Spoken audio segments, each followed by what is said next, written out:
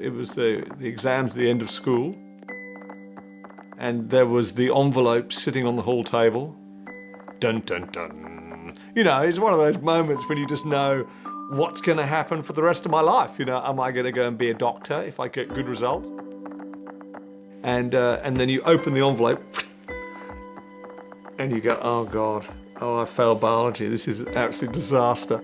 Everyone was looking very long-faced, and my grandmother said, Christopher, if you cannot be first, be peculiar. And I went, that sounds pretty good. I'll do that. Yes.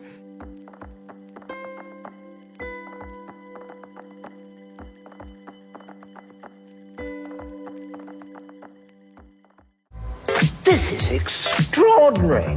Hofmeister, a great lager, follow the great bear. Granny told me to be peculiar, and so got into advertising. One day we'd be doing a beer commercial, then we'd do a cigarette commercial, then you'd do an airline commercial. There was no feeling that you were actually doing anything important.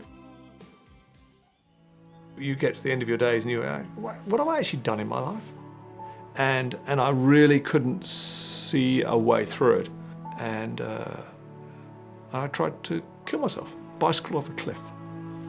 And I went flying over the embankment, over the edge of the cliff, but this tree must have caught me and broke my fall, as it were. So I just couldn't believe it. I mean, you remember, all I did was stage events, and I was a production manager on television commercials, and I couldn't even stage my own suicide.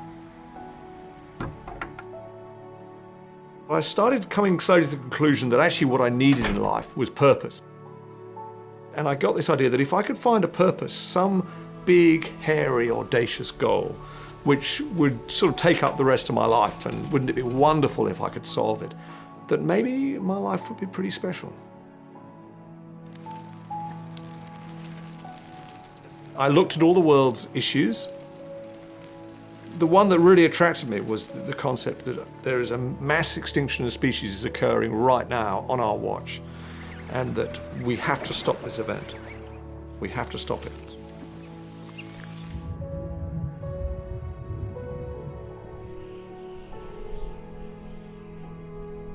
Charles Darwin wrote late in life, I feel no remorse for having committed any great sin, but I have often and often regretted that I haven't done more direct good to our fellow creatures.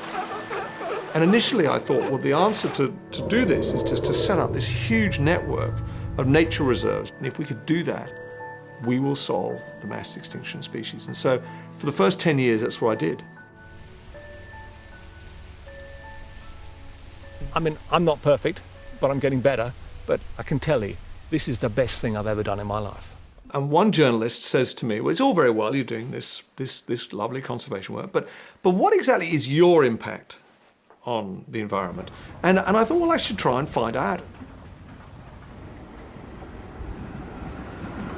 If you take all the usable land on the planet and the bit of the ocean we use for fishing, and you divide it by 7.2 billion people, you get a sense of the amount of land that is available per person. Vegetables have got 31 as a footprint, cheese has got 3,000, so it's basically 100 times. When I did my first footprint, I actually, to my absolute shock, I realized that I wasn't 1.5 planets, which was the average of humanity. I was 6 planets, which was even worse than the average Australian. The average Australian's 5 planets, the average American's 4 planets. And that was just a horrific moment for me. I just went, what have I been doing all these years? Here I'm supposed to be, you know, solving this problem, and I am actually the problem. And here I am aiming for this ridiculous target of being sub-1 planet. Well, it seems ridiculous, but it's actually not ridiculous at all. It's actually incredibly sensible, because we've only got 1 planet. I mean, did I miss a meeting? So what are we living in, a 4-planet lifestyle, or my ridiculous 6-planet lifestyle? I was a big meat eater, and I thought that was fine. But once I started measuring my footprint, I realized that meat was actually one of the biggest problems we have to solve.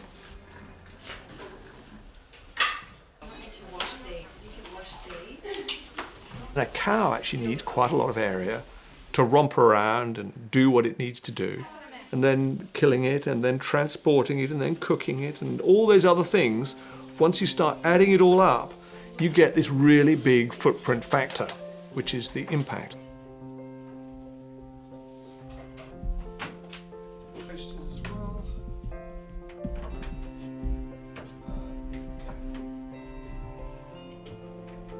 Verifiable evidence indicates meat consumption globally will double in the next 35 years. And if that occurs, so much forest will have to be cut down around the world that we're going to cause a mass extinction of species within the next 100 years.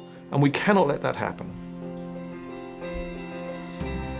My average food is cereal with soya, vegetarian sandwiches, 3 big ones, and in the evening, pasta or rice with veggies and tofu and beans. And that's about a quarter of a planet, my footprint, just for the food. Now, if I switch out to a more typical Western diet, I would go cereal with milk, maybe tuna fish sandwich, and have a juicy steak in the evening with a couple of veggies on the side. And that really changes everything. Suddenly it blows out to 2.5 planets. My normal vegan diet is 10 times less than that typical Western diet. And I'm trying to inspire people just to try and do one meatless day a week. Just one. What is the single silver bullet to solve this problem? And that's why I think it's so incredibly exciting, because in fact there's only one behavioral change we need to do to solve this problem, and that is just to eat less meat. Eat good meat and less of it. Not only will it be good for your health, it'll be good for the health of the planet.